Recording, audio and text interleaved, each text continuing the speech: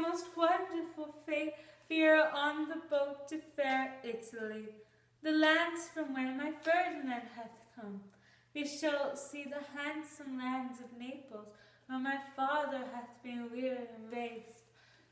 I shall hither go with my fair husband to a land that is across the great sea, with castles made so tall and proud and bold, with kingdoms across lands far and noble, with people, women and men and children.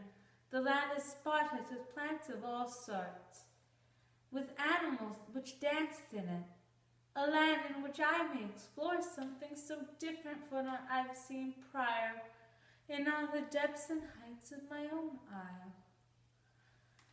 This isle, where I spent my days as a girl, when I could barely meet my father's head, when I still danced among the wet springs. Oh, the island, the place which had saved us, which had saved my father and I, from a watery grave, below any air, from an awful fate, buried in sea, with no mercy, no speckle of good in it. Alack, for how may I leave my first home?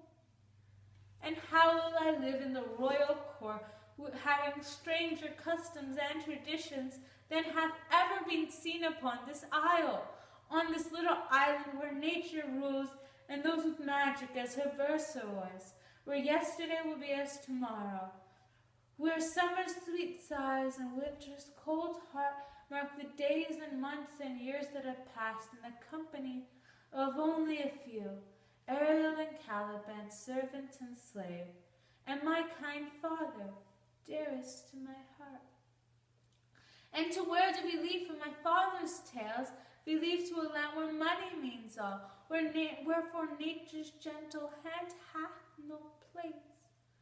And though my dear Ferdinand knoweth this all, when he hath grown into man's confusing hands, he hath learned the most careful art of learning in it. I have known. And yet with the loss of all what is known, and the gain of what was never wanted, in the face of my most valuable love, in the face of the man that I may call my husband, what is the lack of these so worldly things?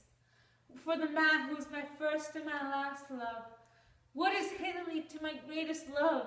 How may I compare this paltry island to the prince of my heart, the king of my soul?